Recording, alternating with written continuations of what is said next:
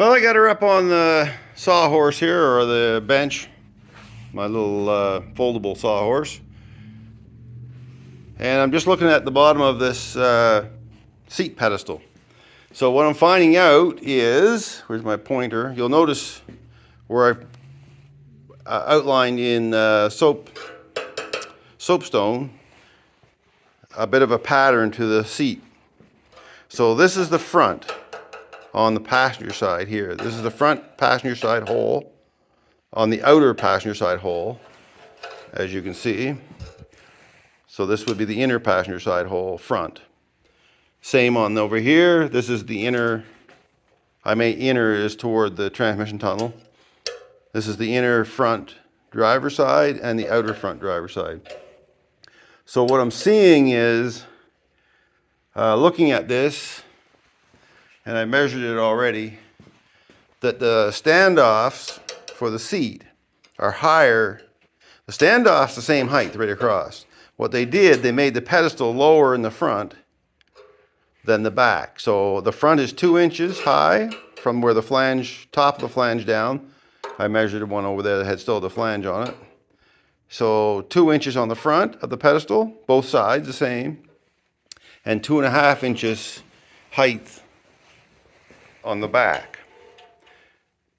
So on the back of this, the frame, because this is where the frame rail sat, tells me that the frame rail at the back fits flush where these holes are, because the bolts will go right through these holes, and this is meant to not crush the floor. But on the front of the floor pan that I'm trying to recreate here, that goes under this, will have to be raised inside the frame rail itself in order for it to sit down in the frame rail properly. So I'm going to have to bring this in toward where the frame rail is, and then bring it up, and then over and back down again to meet the floor. So there's a raised part, which on the way it's sitting here, it's raised, but when it's in the car, it's actually down. That makes sense. We'll see when we get doing it, but I'm trying to just keep track of everything that's going on here. There's more going on than just putting a flat piece of pan in. That's what I'm going at here. Now that I know the seat pedestal is lower in the front than the back, I know I have to do something with the floor pan where this frame rail goes. We'll never see it because it'll be underneath between the pedestal and the floor and the frame rail. So it's just that piece right there. If I don't, it's not going to fit down right. So it's going to have to come across flat, and then it has to go up and over that pedestal, stand off, and back down again to meet the floor, because it was flat over here. So then it's going to have to dip back down here too. So there's stuff happening here. That's what I'm saying. All right, so now with all that jibber jabber talk, I'm going to go clean up, take all this stuff off here, cut it off, clean up the spot weld, the flanges where the spot welds were, and see what I need to fix.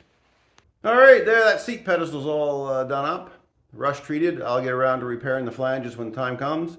Right now, I want to take a look at the frame rails. If I can see it right there, as they come through. They look pretty rough. I think the frame rails are fine. The rough looking part is the sheet metal that was left behind that I cut out. So, let's take a look at those, where are we? Right there, frame rails, and have a look at them. But first, something came in, was delivered to the house rather. So let's spin around and take a look at what I'm talking about. All right. Oh, there's the seat pedestal. Oh, I wanted to mention too while I'm here, this side here was done with the Rust-Oleum rock solid stuff. It stayed nice and black. That's bare metal there, it's treated bare metal. This is all neutralized rust. So I didn't really give a good in close look at the stuff. So this is all rust has been neutralized. But these shiny spots, that's bare metal, and that's all treated now. That won't rust. But what I wanted to point out was the other half that was done with the metal prep, it turned white. It has the phosphorus kind of coating on it. whatever that white stuff is called, and it's not coming to me right now, but I do know what it is. It also has bare metal, so it did the same work as the other one, but it left that white coating that I was telling you about that you would have to sand off. And that's the only difference I can see between the two. One leaves the residue and white chalky powder, and this one doesn't. So I don't think there's any really big difference between the two. But anyway, that's not what I wanted to show you by spinning around. This was just happened to be in the way. What I want to show you is these 4 boxes. So in these 4 boxes are casters. Anybody guess what the casters are for? I'll bet you John knows. John from Arkansas. So these are 6-inch by 2-inch casters, locking wheels on 2 of them, and 2 of them are just casters, just swivels. So what they're for the rotisserie. So I needed 6 of these to do the rotisserie, so I wanted 3 on each end. But they were such a good deal. I've been watching them for 6 months now on Amazon, and they were around almost $200. They were $189 or something like that. And then they come up for sale for $33 for a set of 4 Canadian, free shipping. So I bought 4 boxes of 4. So I've got a lot of extra wheels, so I have 10 extra wheels, and I already got some plans in my mind for what to do with the rest of the wheels. But I do have 16 wheels altogether, and 6 will be on that rotisserie, and maybe 2 more in the midway if I need them. And that'll use up 2 boxes. But that was a good deal. All 4 boxes for less than the price beforehand of just 1 box. So that's it. That's my big delivery that I got. So we're starting to plan this rotisserie out now in my head. So let's go back over here and take a look at these frame rails that I was telling you about.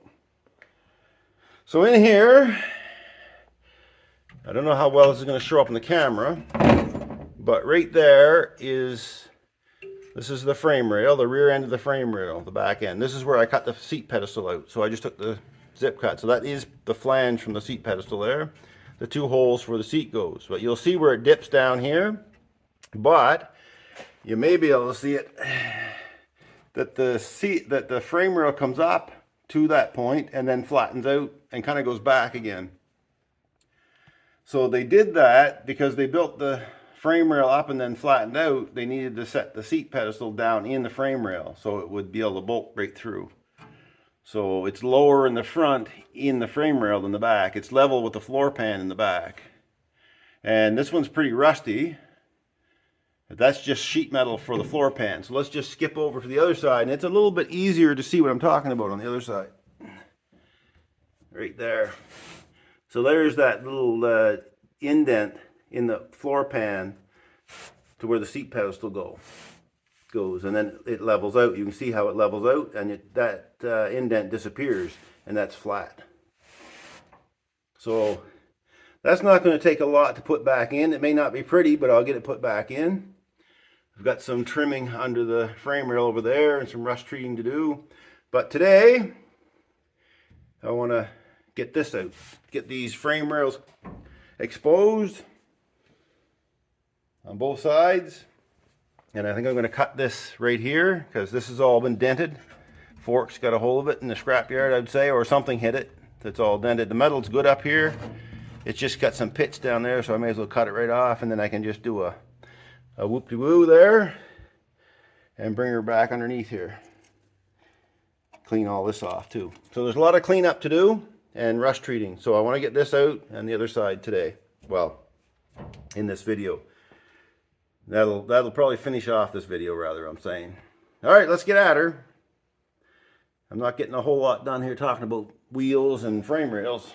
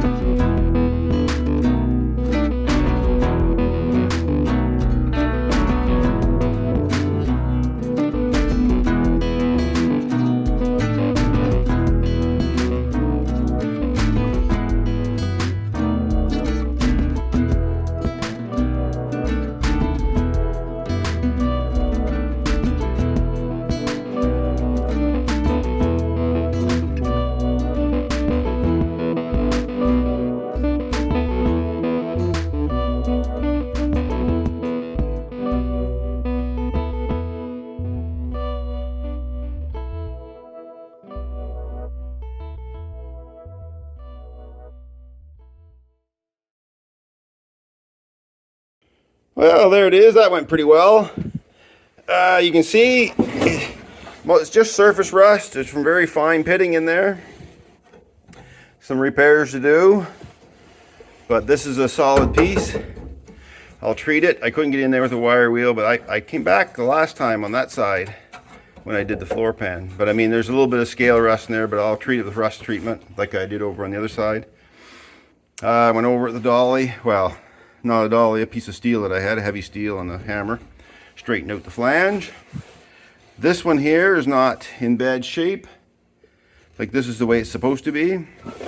And you'll have noticed, hopefully you could see it in the time lapse, that this area on the other side, the driver's side, was pushed up, and that's where the forks hit it, or they ran over a rock or something.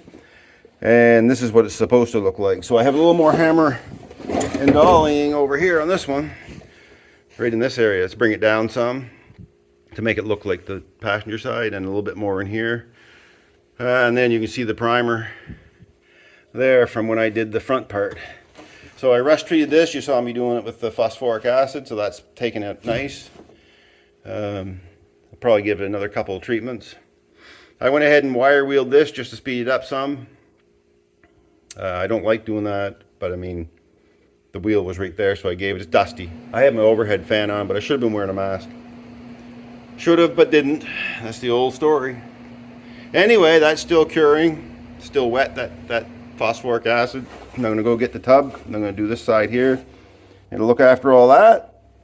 And then I'm going to do up here with phosphoric acid too. And then I'm going to... then the next step will be start filling the floor in. Oh no, sorry. I got all this stuff to clean up and rust treat on both sides. And then I got to straighten up the line here. But I might wait to do that when I put the new steel in, because I can just cut right through it all and get a good line. So that's kind of where I'm at. Let's get this treated, see how it looks. Then I'll see how much video footage I have, and that might be the end of this video, but I'll let you know. All right, I got a little bit of phosphoric acid left in my bin here. And we'll slather some of that on there. Hopefully it's enough to do it. Not much there, I can always get more.